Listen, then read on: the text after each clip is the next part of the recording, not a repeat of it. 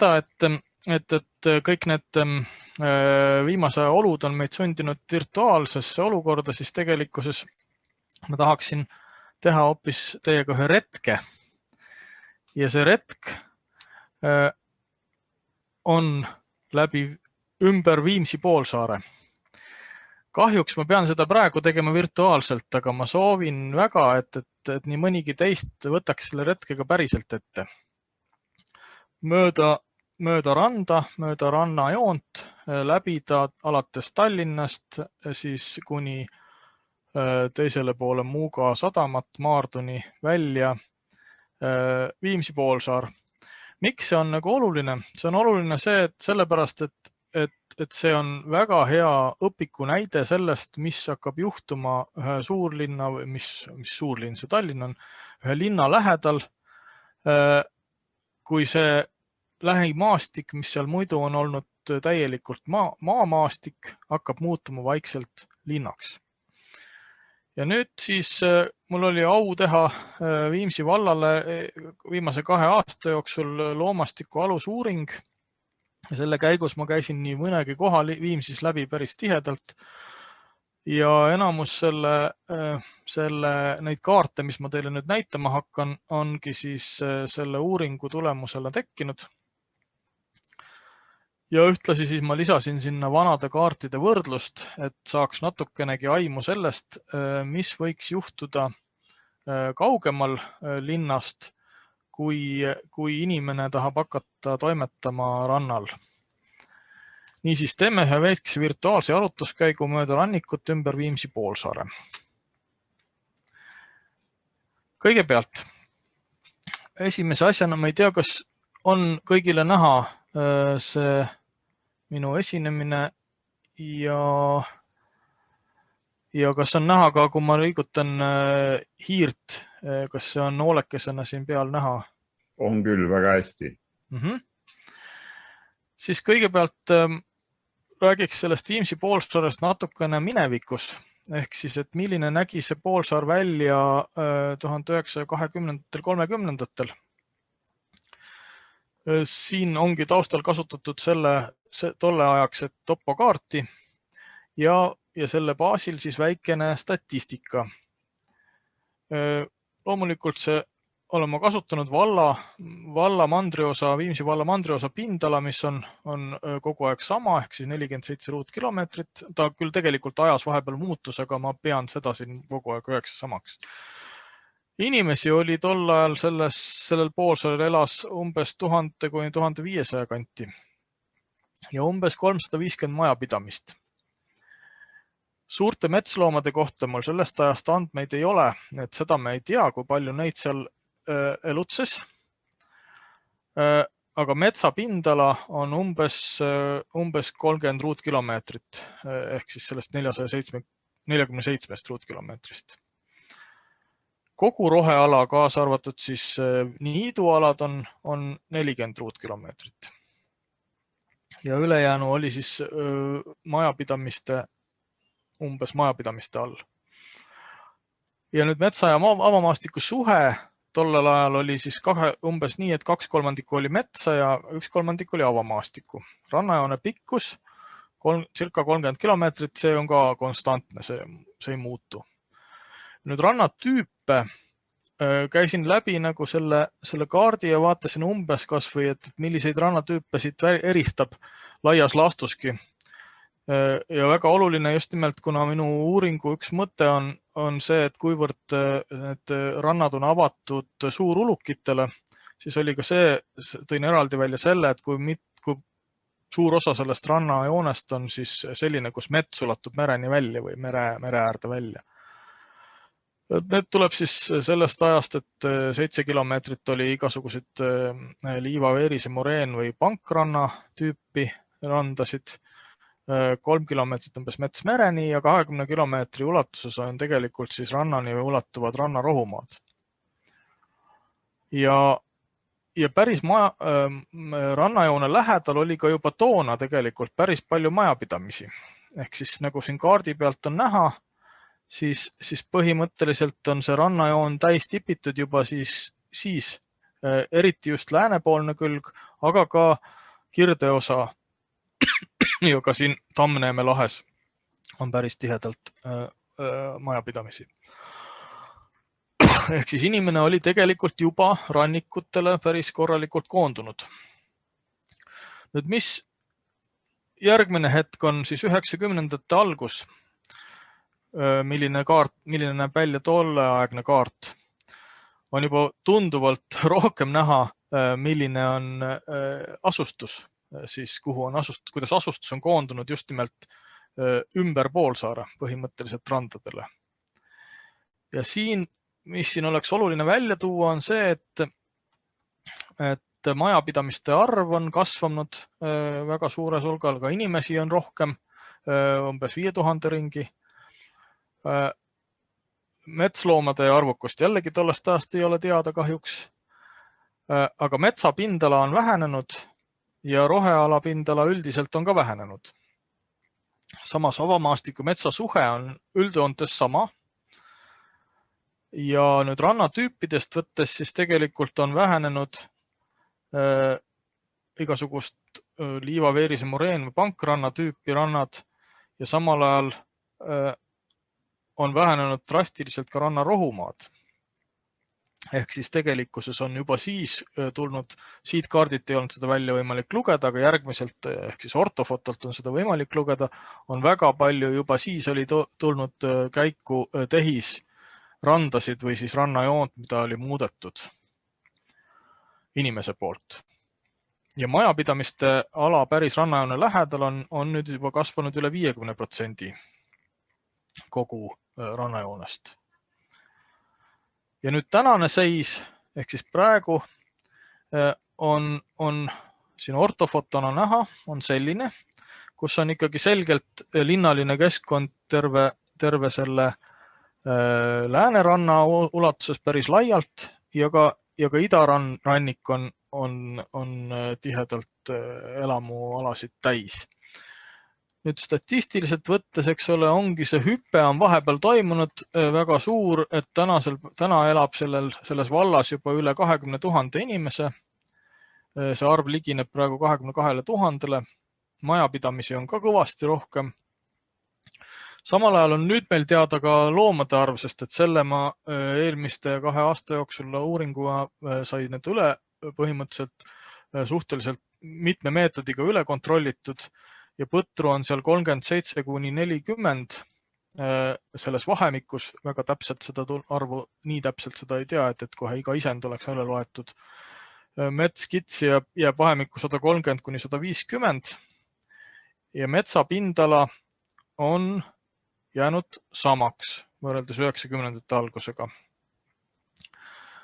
Samas aga üldine roheala pindala on veelgi vähenenud.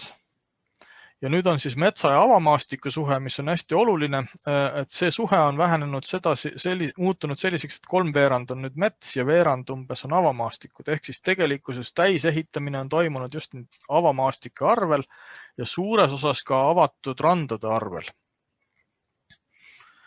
Ja rannatüüpidest ongi tegelikult looduslikke rannatüüpe on järjest vähemaks jäänud. Ka seda ala, kus mets ulatub mereni, on järjest vähem ja rannarohumaid on kohe eriti vähe. Ehk siis kui oli neid 2020-30 oli ligi 20 kilomeetrit, siis nüüd on 5 jäänud neid järgi. Ja enamus neist on ka veel sellistes piirkondades, kuhu tegelikult ligipääs loomadel eriti ei ole. Ja mis on tekkinud juurde, on 10 kilomeetrit rannast on umbes tehisrand ja sadamad.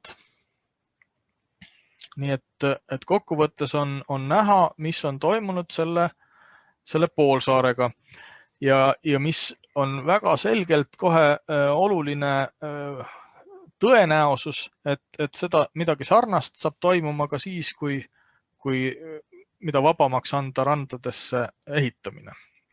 Aga lähme nüüd natukene läbi selle poolsaare erinevate piirkondade detailsemalt. Kõigepealt ma teen ülevaate nendest kihtidest, mis ma siia kaardile juurde lisasin. Näeb välja natukene segane, aga põhimõtteliselt on siin praegu niimoodi, et siin on kollane kollase viirutusega alad on kehtiva rohevõrgustiku ala üldplaneeringus. Miks ma selle välja tõin, on see, et kui me läheme suurendatud kaardi osade juurde, siis on selgelt näha, kuidas see tegelikult see kehtiv rohevõrgustik, see on tegelikult täisehitatud ala. Ehk siis tegelikkuses ei ole see kaitsnud täisehitamise eest, see rohevõrgustik. Rohelised nooltega jooned siin rannikul on niinimetatud katkendlikud koridorid või siis need stepping stone ehk siis sellised koridorid, mis on nii umbkaudselt määratletud, et tegelikkuses need ei tööta kohe mitte kõige vähematki. Ehk siis tegelikkuses need ei takista mingisugust ehitamist nendel randadel ja tänase päeval ei liigu ka neid pidi mitte ükski loom. Nüüd roheline viirutus, mis on siin keskel põhiliselt, see on nüüd see osa rohealast, mis ma piiritlesin töö käigus, mis on tänasel päeval veel roheala ja mis on ka sidusalt seotav omavahel. Ehk siis tegelikult see näitab sellist piirkonda, mis reaalselt veel rohevõrgustikuna toimiks hetkel, aga siin on väike konks. Siin tulevadki kohe mängu need punased viirutused. Need on siis kas kehtivad või menetluses olevad detailplaneeringud, millega on juba tegelikult lubatud ehitus sealhulgas ka rohealadel. Ja nüüd mustad jooned on kõige olulisemad loomade liikumisteed, mis sai konstrueeritud erinevate meetodite tulemusena, mis siin olid väljas rajakaamerad, toimus jäljeloendus, papulaloendus, juhuvaatused ja igasugused muud meetodid ka veel, mille abil siis sai tegelikult lõpuks need loomade liikumine nagu selgitatud. Ja lilla joon siin lõunas on siis vallapiir. Ja kui nüüd Miiduranna poolt minema hakata, siis ma ei tea, kui paljud teist on käinud, see on põhimõtteliselt Viimsi keskus siin otse ees. Ja see on siin kooli, ei, see on koolimaja. Ja siin on staadion. Et põhimõtteliselt, mis on siin nüüd oluline vaadata? Vaadake nüüd seda sama kollast ala, mis on näiteks siinpool, mis peaks olema rohevõrgustik kehtivas planeeringus. Ja tegelikkuses on see täisehitatud. Nüüd aga kui randade juures vaadata, siis tegelikult, mis siis on tekkinud Miiduranna sadam, mis katkestab täielikult liikumise piki rannikut ja siin on veel siis see katkendlik koridor märgitud, et seda sama randa pidi peaks nagu saama ulukid läbi. Tõepoolest, see must joon näitab siin seda, et tuvastasin ühe põdralehma koos vasikaga, kes on liikunud piki seda koridori ja jõudnud siia välja. Aga edasi ta siit ei ole kuskile saanud, siin ta tiirutas selles metsas ja läks ilmselt kuskilt tagasi. See sama info laekus mulle ka sel aastal, et siia metsa on jõudnud üks põdralehm vasikaga. Aga kuskile edasi siiapoole tal ei ole enam lihtsalt võimalik liikuda. Lisaks sellele on siin punased alad, mis on täis ehitatavad koheselt juba kehtestatud ja lubatud ja see ei tööta. Samal ajal, eks ole, rohekoridor siin piki randa on tõenäoliselt ajalooliselt olnud, sest kui me vaatame nüüd seda vana kaarti, siis põhimõtteliselt olid siin rannaniidud, laiusid kogu selle Viimsi keskuse ulatuses. Ja tõenäoline oligi, et põdrad käisid nendest Viimsi metsadest siin niitudel toitumas. Ja see, et neil on siis, see on 100 aastaga muutunud, siis tegelikult 100 aastat ei ole põdra jaoks mingisugune aeg, et nende selline mälu ulatub veel kaugemalegi, et põlvkonnast põlvkonda, et siis teatakse, kus kohas liikuma, kus on toitumisalad ja kus on siis varjepaigad ja elupaigad. Ehk siis, et kokkuvõttes on suletud ära see koridor ja siit enam edasi minekut võimalust ei ole. Samal ajal on kinnitus sellele, et rohekoridor piki randa on ajalooliselt täiesti olemas olnud. Jõuame järgmisse punkti, mis on Pringi ja Grillimäe piirkond. Sellel alal nüüd jällegi on märgitud rohekoridori kulgemine siit Piki randa ja ümber tegelikult selle ajaloolise Pringi metsa, mis on siin keskel, see kollane polügon. See on üks vanemaid metsatükke, mis on hästi säilinud Viimsis. Aga kuna ta on eelmises planeeringus jäänud välja tuumalast, planeeringu tuumala on siin kõrval ja see on jäänud planeeringu puhveralale, siis tegelikkuses on siia lubatud detailplaneeringuga see ala täis ehitada. Seda pole veel praegu tehtud, aga see on põhimõtteliselt ka aja küsimus.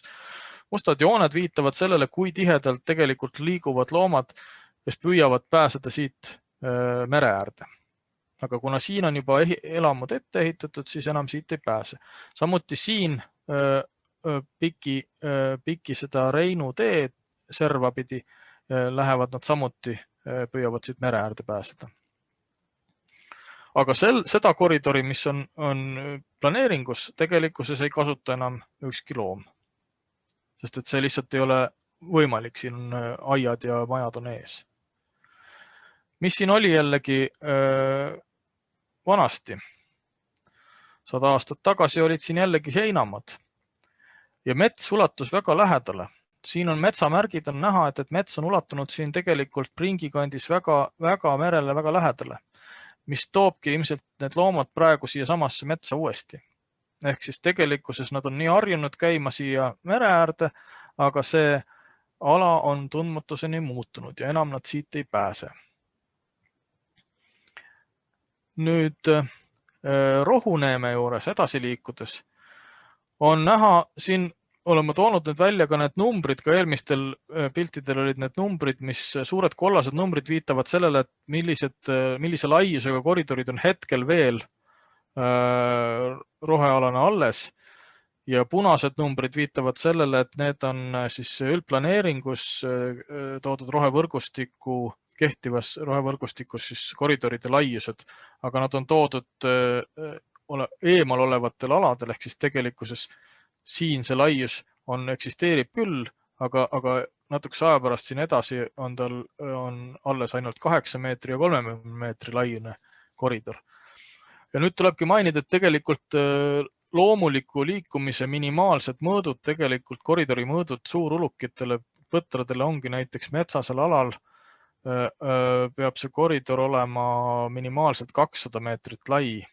See on tõeliselt minimaalne, et siis ta suudab veel seda kasutada. Ja avatud alal, eriti häiretingimustes, on see vähemalt 500 meetrit lai. Et sellistes oludes tegelikult on see päris raske ja ka kui nüüd mõelda ka Piki randa liikuvate loomade peale, siis samuti, et kui see peaks muutuma 200 meetrist rannal 20 meetrile, siis tegelikkuses seda 20 meetrist laiust ala läbivad tõepoolest ainult väga üksikud, väga tolerantsed isendid. Ja metskitsed tõenäoliselt rohkem, aga põtrade hulgas ilmselt palju vähem neid loomi, kes seda läbivad. Siin on jälle näha seda, kuidas on puhverala on tegelikkuses kõik juba maju täis ehitatud. Nii, Rohuneeme on selle võrra erandlik, et siin oli ka juba vanasti asula ja tegelikkuses need koridori kohad on endiste majade vahelt läbivad, või tegelikult see on siin endiste kahe talukoha vahelt läbiv koridor. Aga see on täiesti uuesti tekkinud. Mis ongi tegelikult Viimsis ka jällegi üks oluline aspekt, et maast siis inimasustusmaastik muutub. Ja nüüd me jõuamegi ühe väga kõige olulisema muutuseni, mis on Viimsis toimunud inimasustusega. Et kui vaadata, see on nüüd siis Kelvingi elamurajoon, mis on täiesti tekkis 90ndate alguses täiesti keset metsa. Siin on veel eelmise sajandi pilt eelmise sajandi alguse 20–30 aasta pilt, kus oli selgelt näha mets ja metsa sees olevad sihid, millised sihid, mis pidi toimus, mis pidi olid sihid ja neid sihte pidi tegelikult harjusid ka loomad liikuma. Aga nüüd antud juhul, kui siia on vahele ehitatud elamurajoon, siis see on täielikult löönud segi selle liikumise, aga siiski nii põdrad kui kitsed käivad selle 80 meetri laiusest koridorist mitte küll suurel hulgal, aga üksikud isendid pressivad ennast siit läbi. Siit käisid jäljeread nii seda päris veepiiri pidi kui ka siis siit majade äärest. Nii et tegelikult seda pidi liiklumine on neil olemas, neil on tung endiselt pääseda sellesse metsaossa sellest teisest suuremast massiivist. Ja nüüd nad teevad seda siin mööda seda rannariba. Ka siin on näha, et seda kollast ala, mis tegelikult on arvestatud rohevõrgustiku sisse, see on kõik tegelikult juba elamurajoon samamoodi. Ja mitte mingit vahet ei ole sellel rajoonil, mis jääb siia kollase alla ja sellel, mis jääb siia keskele.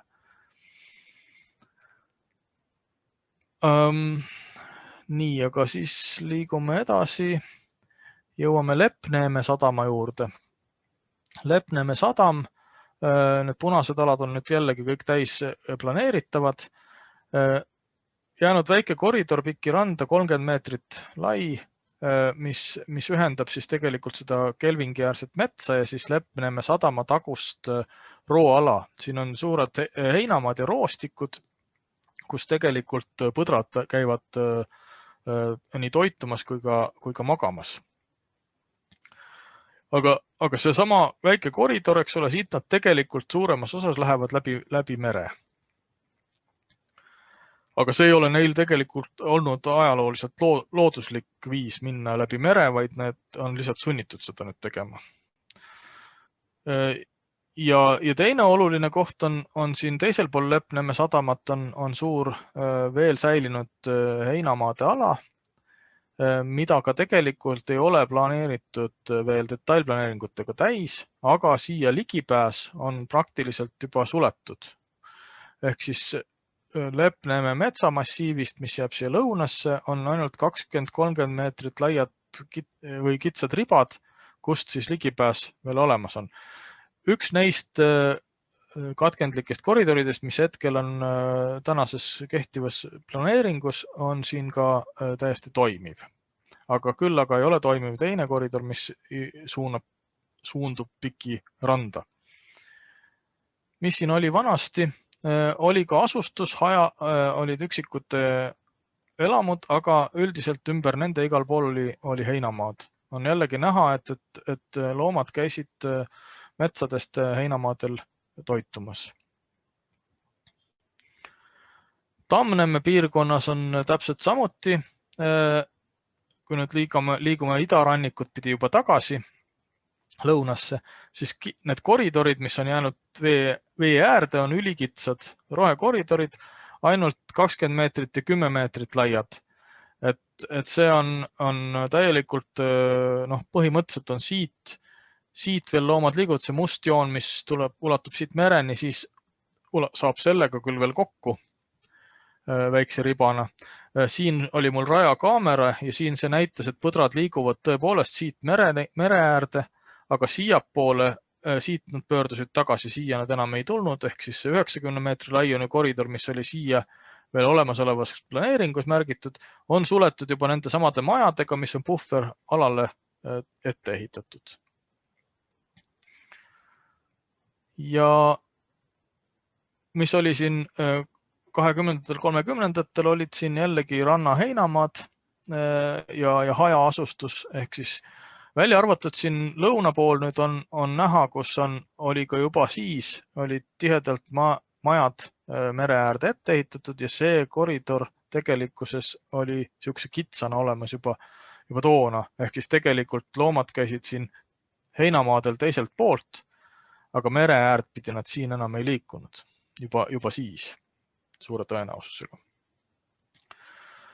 Nüüd Tammneemes, kus on praegu üks kõige konfliktsem detailplaneering, mis on väga väärtusliku metsaala on, ehitab täis, siis siin on nagu selgelt näha, kuidas on loomade liikumine, intensiivne liikumine ringiga ümber vahepeal tekkinud elamualade ja läbi selle detailplaneeringu, mis tegelikkuses nüüd sulgeb ka selle liikumise. Ainukene koht, kust veel läbipääs jääb rannikule, on siis 100 meetri laiune koridor, kus on loomad peavad minema kõrgest kaldast alla. Siin on selline mattunud pankrannik, kust siis loomad peavad alla minema. Ja siin oli mul samuti rajakaamera, põtru siin see ei fikseerinud küll, aga mitu kitse, kes siit alla ronisid. Ja siis see osa just, kus on siin 300 meetrit ja 200 meetrit koridorina märgitud, et see on hästi intensiivne nii põdrade kui kitsede liikumine ja põdrad on pööranud ka siit pikki seda rannikut siiapoole, aga siis kaovad nende jäljed siin merre, ehk siis tegelikkuses ei ole teada, kas nad ujuvad juba siit alates üle või siis lähevad nad siit lihtsalt läbi mere kaugemale lõunasse. Mis oli siin enne? Siin see oli ka põline metsaala, on näha, et siin mets ulatub praegu ja ulatus ka siis mereni ja tegelikult see ongi üks oluline, see toobki need loomad kõik siia mere äärde, et neil on nagu see metsavarjus on nad võimelised, saavad siia tulla, mis iseenesest on see hästi oluline koht tänu sellele. Ta on ka tänaseks selline säilinud. Nüüd sealt lõuna poole nüüd edasi, siin on üks oluline näide, mis ma tahaks välja tuua, on see, kuidas põdrad käivad mööda tänavaid. Ehk siis tegelikkuses siin on üks heinamaa tükk, mis on säilinud tänasel päeval ka heinamaana ja mis on täis kevaditi hanesid ja kus praegusel hetkel ei ole detailplaneeringut peal ja ei ole seda ka planeeritud ja seda hoitakse nagu kinni, et ei lasta siia. Ja see on kohe näha, et tegelikult iga väike tükk, mis jääb heinamaana, on intensiivses kasutuses nii hanede poolt, kui ka siin käivad tegelikult siis nüüd põdrad ja kitsed. See põhjapoolne joon markeerib põdra liikumist ja see lõunapoolne kitsede liikumist. Siit läheb üks kraav mereni ja seda kraavi äärt pidi liiguvad kitsed ja põhja poolt läheb üks tänav ja seda tänavat pidi liiguvad siis põdrad. Ja nad liiguvad siit pikki rannajoont edasi lõunasse. Nii et põhimõtteliselt see katkendlik koridor, mis on siin välja toodud umbkaudsena, töötab tegelikult täpsemana siis nendes kohtades. Aga väga kitsaste koridoridena väga väiksel arvul loomi, ehk siis jällegi ainult kõige julgemad loomad liiguvad seda pidi. Nii et nii, ja mis oli siin varem, olid heinamaad, ehk siis kogu see ala olid heinamaad ja mere ääres olid siin küll majad ja oli ka siis liivarand,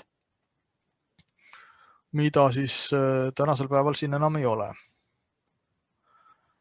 Ja nüüd me jõuame kõige tehnoloogilisemasse keskkonda, ehk siis Muuga sadama taha, kuhu tegelikult need loomad seda sama radapidi siit randapidi tulevad ja kust lõunasse on väga intensiivne liikumistee.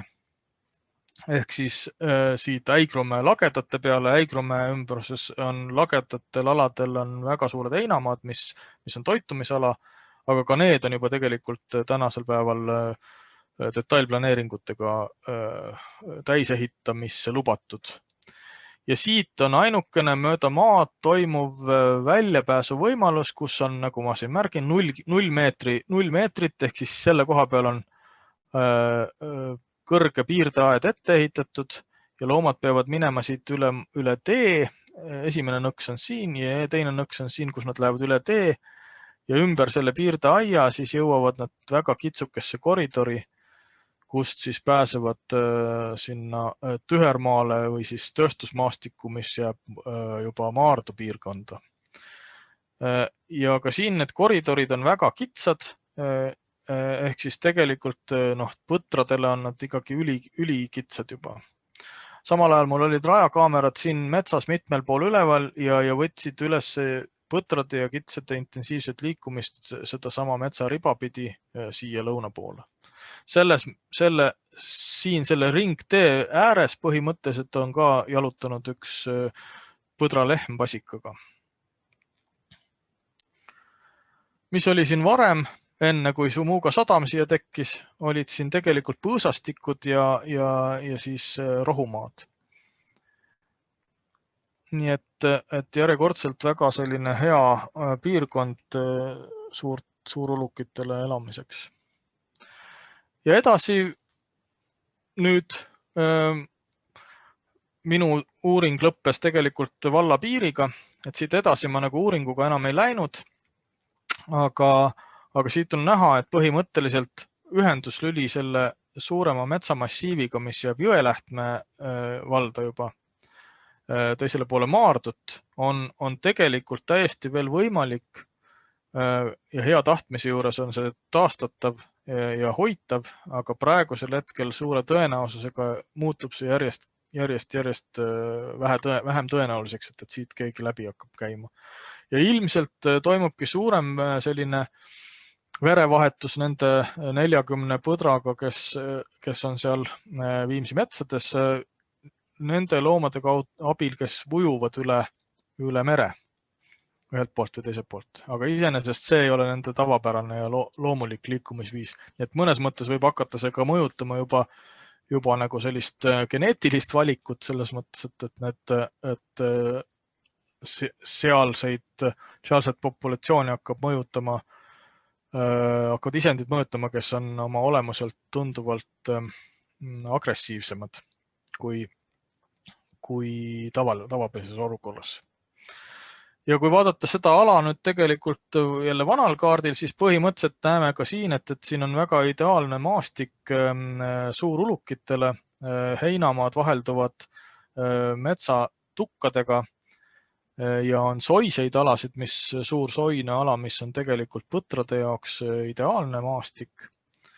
Nii et ei ole ime, et tegelikult loomad liikusid siit ajalooliselt pikki rannikut kogu ulatuses, kuni sealhulgas ka Tallinna linna piires.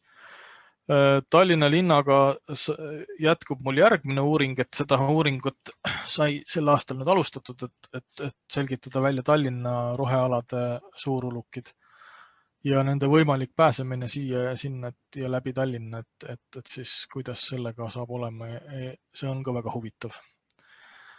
Aga jah, et mitte liiga pikalt jääda rääkima, ma ei teagi täpselt, mis ajani meil on ette nähtud, siis ma arvan, et ma siinkohal lõpetan, kuigi rääkida võiks veel ka teiste valdade näidetest, et osalesin Häädemeeste valla rohevõrgustiku hindamisel ja ka siis uue rohevõrgustiku väljapakkumisel ja selle käigus tuli tegelikult välja üks väga oluline puudus meie rohevõrgustiku planeeringutes, mis on see, et kõik need koridorid ja kogu võrgustiku raames seatavad tingimused, ehitustingimused seataksegi kogu võrgustikule korraga